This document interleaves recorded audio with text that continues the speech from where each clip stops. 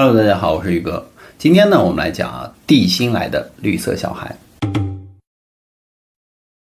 在12世纪的英格兰呢，有人在森林里发现了2个走失的孩子，他们只会说一些听不懂的胡言乱语，穿着奇怪的衣服，皮肤呢呈亮绿色。当2个孩子最终学会英语的时候呢，他们描述了自己来自于哪里。这也就是为什么在近1000年以后呢，人们仍然在谈论着这些来自于地心的绿色小孩。在12世纪呢，伍尔皮特呢是英格兰萨福克郡人口稠密的一个地区。有一天呢，当地一个农民就发现了2个受惊的孩子，一个男孩和一个女孩，他们似乎在森林里迷路了。当农夫走近他们的时候，他就注意到这些孩子们有一些不同寻常的细节，他们穿着一种从未见过的各种时尚颜色的衣服。但最令人不安的是孩子们有着鲜亮的绿色的皮肤，就像火星人一样。当时呢，农夫试图与孩子们说话，但是他们好像听不懂，他们只会胡言乱语。于是孩子们就被带到了当地的一个富有的地主家里边，名叫理查德爵士的家中。当时呢，这个地主同意收留他们，尽管绿色的孩子显得是饿坏了，但是他们拒绝进食。地主家把那些好吃的东西都拿出来，他们都不吃。几天没吃东西之后呢，这个理查德爵士呢，居然拿来了一捆的这个豆干、蔬菜。孩子们一看呢，就有兴趣了，兴奋不已，于是立刻就狂吃起了这个青豆。几个月以来呢，他们只吃生青豆。逐渐的呢，理查德爵士在他们的饮食中慢慢加入了更多的这种人类的饮食，而他们的健康状况呢，也慢慢改善了，甚至他们的皮肤上的绿色居然消失了，开始慢慢。结果呢，消失之后，这个男孩子突然变得开始抑郁，病倒，很快就去世了。但是那个女孩子呢，却健康强壮。而理查德爵士和他的家人呢，就继续照顾这个神秘的小女孩，并开始教她英语。慢慢的呢，理查德爵士呢，就能够跟她交流一些简单的话语。于是他就开始了解绿色孩子的秘密。当理查德爵士问这个女孩是谁的时候呢，来自哪里时，他回答说是一个不像地球上任何地方的家园。这个取名为艾格尼斯的小孩呢，学会了英语，并告诉理查德爵士他的故事。他说和他一起来的这个小男孩是他的哥哥，他们在照看父母的羊群的时候呢，发现了一个山洞。就在那个时候呢，他们听到了钟声。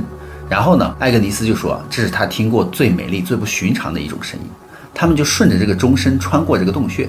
当他们走出洞穴的时候呢，艾格尼斯说他们感觉自己被带到了另一个与他们自己世界完全不同的世界。而艾格尼斯说他是来自于一个叫圣马丁的地下村庄。他说圣马丁岛的所有的居民都住在地下。他说地下的人的皮肤全都是绿色的。而且呢，他说他们的世界是永远笼罩在暮色之中的，就是我们世界的那种夕阳之下。虽然没有强烈的日光，但是他的世界里的风景永远都是那种郁郁葱葱，都是绿色的。那说了这么多呢，关于这个绿色小孩来自哪里呢？网络上是有几种理论的。当地的村民就认为他们是来自于仙境，因为仙境的入口通常是位于茂密的丛林之中，因此许多的村民都坚信这一理论。那另一个更现代的理论是，孩子们不知何故呢，进入到了另一个平行宇宙当中，那里呢，世界的气候与我们截然不同。这就解释了他们奇怪的衣服、奇怪的语言以及进食困难的原因了。而最新的理论是，有可能他们都是外星人。这个艾格尼斯居然能够适应地球上的生活，但他的兄弟却不能。尽管孩子们的故事被认为是民间传说，但是我们确实可以从可靠的来源获得了有关于他们的一些细节。有一位叫做拉尔夫的记者呢，他说他亲自采访了理查德爵士，而且他写了很长的篇幅来描述绿色的孩子们。他们如何放羊放牧听到钟声并走到一个洞穴当他们出来的时候，被阳光和明亮的空气以及温暖所震撼。当他们看到村民朝他们走过来时呢，他们试图逃跑，但是他们找不到洞穴的入口了。另一个消息的来源是历史学家威廉纽伯格，他的讲述方式呢，居然与这个伯爵呢惊人的相似。那第二个案例是1828年的5月26日德国的纽伦堡呢，一个10几岁的男孩在镇上南山学步。他走路起来就像一个学步的孩子，而且呢，他说的语言也没人听得懂，胡言乱语。当警察靠近他的时候呢，居然无法获取任何的信息。而且这个男孩子身上穿的呢，就像是一直住在街上的流浪汉，而他的鞋子呢磨损严重，走路困难。但他有一条昂贵的丝巾手帕，上面绣着首字母 KH， 而且他还带着一条昂贵的丝绸领带。那这个男孩子没有对警察说太多的话，但他带着一个信封，里面有2封信。第一封呢，上面写的是寄给骑兵上尉，信中就说呢，作者呢与这个孩子没有任何血缘关系，尽管他把他当成儿子来抚养。信中还说呢，自男孩子出生以来呢，他就从未离开过家，也从没有人知道他是来自于哪里。信中说这个男孩子会读书写字，他想像他的父亲一样成为一名骑手。而这封信的结尾呢，却相当不祥。作者说呢，他必须单独把这个孩子送到诺姆伯格，如果他和他一起去呢，他说他就会失去生命，所以呢，他才会把他丢到街上。那在警察局呢，男孩子写下了他的名字叫卡斯帕豪瑟。观察员就注意到尽管他已经16岁了，但是他的行为举止却像一个小孩，他走路呢像一个刚学步的小孩。当有人跟他说话的时候呢，他通常只会回答同样的话。尽管他的行为怪异呢，但人们很快就意识到卡斯特豪瑟的智力是正常的。一旦他平静下来，他就能够平淡地与别人交流，比如说他来自哪里，以及如何来到这个城市啊。豪瑟就说他一生都是一个人在那个牢房里度过的，他只吃面包和水。而写信的这个人家呢，就收养他的这个人给他提供了一条毛毯和几个木玩偶，但是他从未见过帮他写信的这个人。他认为呢，这个人绑架了他。即使在去诺姆伯格的路上呢，他也被告知要往下看，不能够抬头看那个人，他只知道那个男人的声音。那知道这个事情之后呢，当地的一个校长叫乔治·唐纳，他同意收留豪瑟，并继续教育他。那豪瑟表现呢，也像他一生都被关在牢房里一样。他第一次照镜子的时候呢，他就看镜子后面是不是有另一个男孩子站在那里。当有人给他拿来蜡烛的时候，他试图触摸火焰，结果被烫伤了。尽管呢，他可以吃任何东西，但是呢，人家给他什么他都不吃，他只吃面包和水。那随着沟通技巧的提高呢，豪瑟慢慢就透露了更多关于他生活的细节。他说他经常梦到自己在一座巨大的城堡里面，他看到了一个高个子的男人拿着剑，全身穿着黑衣，还有一个女人穿着优雅的裙子。他想知道这是否是真实的一段记忆。那随着时间的推移呢，卡斯帕豪瑟呢成为了当地的名人。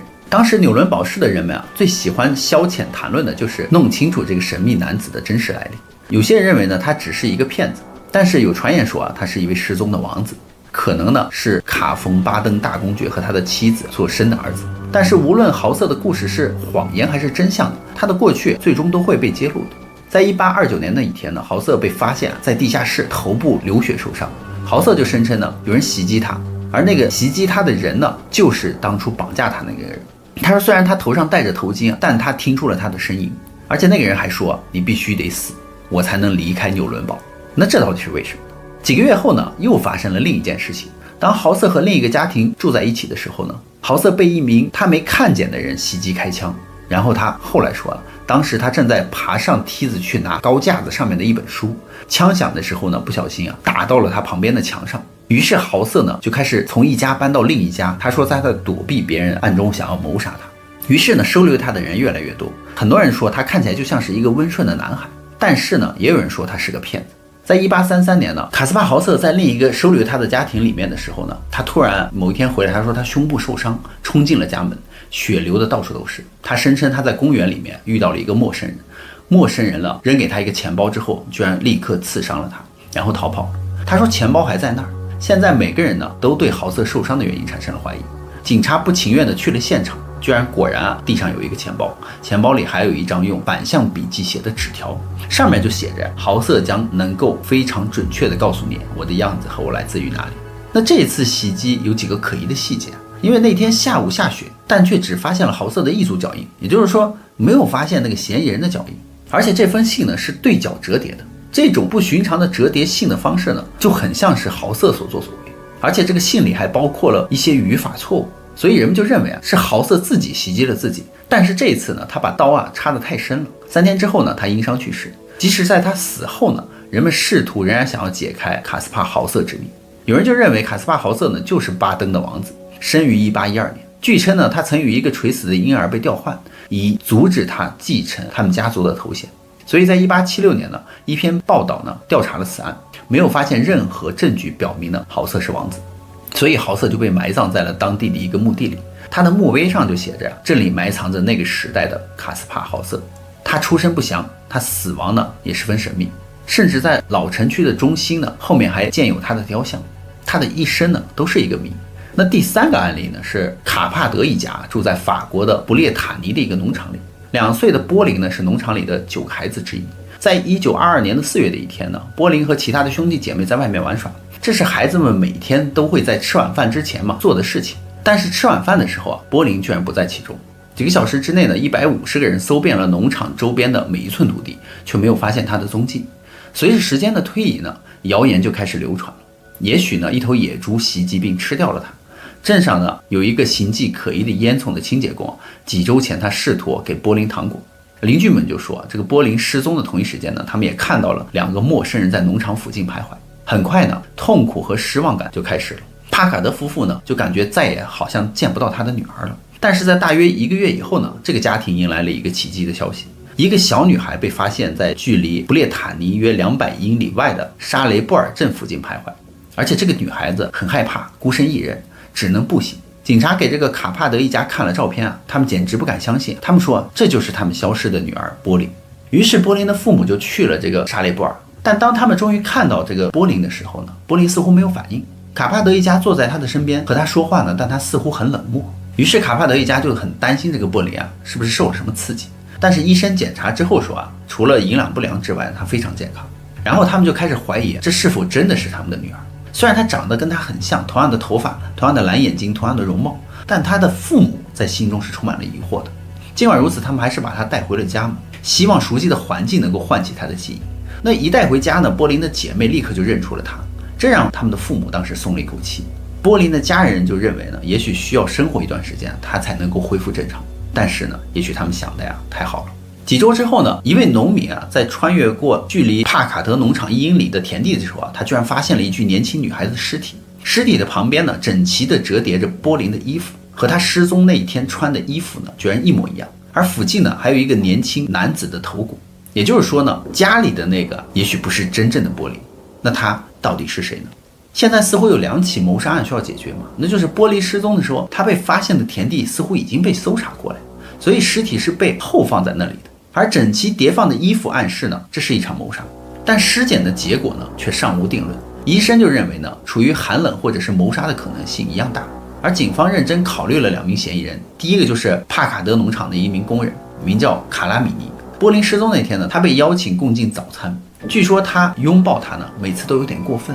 有人听到呢，他不止1次告诉波林，他会在另一个镇为他找一个好的归宿。当天下午1点呢，他和波林单独在一起。有人听到他告诉波林啊，要他和他一起走，但最终呢，时间没有对上。还有一名叫做伊夫斯马丁的当地农民啊，在帕卡德家停了下来。他说他听说找到了波林，然后他脱口而出说：“上帝啊，原谅我，我有罪。”然后尖叫着大笑的就离开了农场。第2天呢，他被带到了精神病院。虽然他自己说他承认他谋杀了波林，但从未发现他谋杀的证据，最后也没有任何的线索或者是嫌疑人出现。而波林的死呢，到现在仍然变成了一个谜。那我们能够从这3个故事中解开什么样的谜团呢？第一个绿色的孩子，那考虑到12世纪的英格兰那一地区发生的事情啊，有些人认为啊，我们可以拼凑出真正发生的事情。在1173年呢，亨利国王面临着大起义，这是由于他的长子发起的起义，而得到了英国、苏格兰和弗兰德的支持。弗兰德呢是比利时的北部，那时候讲弗兰德语，所以英格兰有很多弗兰德的移民。在大起义期间呢，弗雷诺姆战役就在距离维尔佩特仅几英里的地方打响。最终呢，双方达成了一项不太轻松的协议，但亨利国王对弗兰德雇佣兵感到愤怒，因为他们正在迫害弗兰德的定居者。所以有个推论，就是最有可能的就是这些孩子呢，有可能是战争中的难民，或者是逃离骚扰定居点的人。而弗兰德语呢，是荷兰语系的一种方言，对于英国农民来说呢，这听起来就像是外星语言，胡言乱语。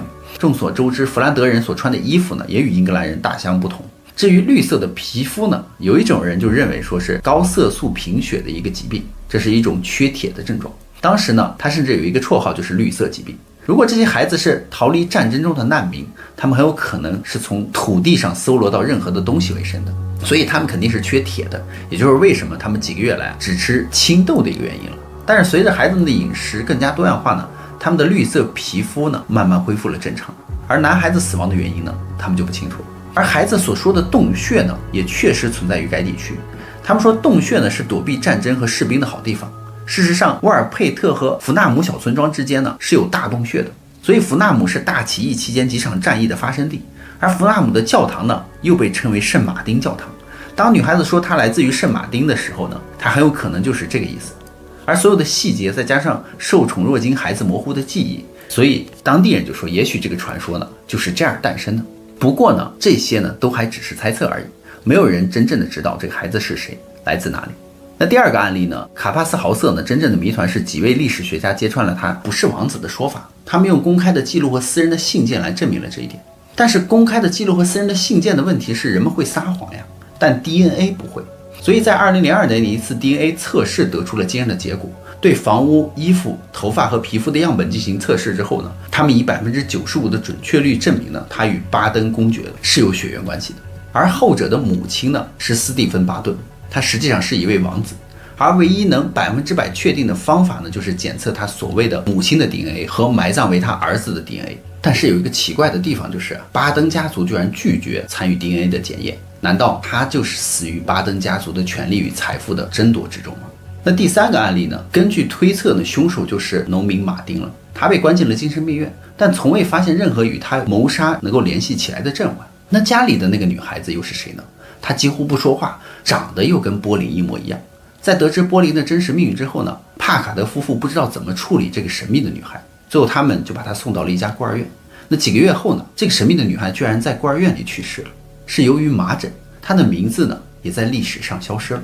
但是绿色小孩、卡斯帕豪瑟、波林他们的故事呢，并没有在历史之中消失，他们现在也是历史中的一部分。所以大家觉得呢？那么好了，故事呢宇哥也就讲完了，别忘了订阅关注宇哥的频道啊，看后续更多精彩内容哦。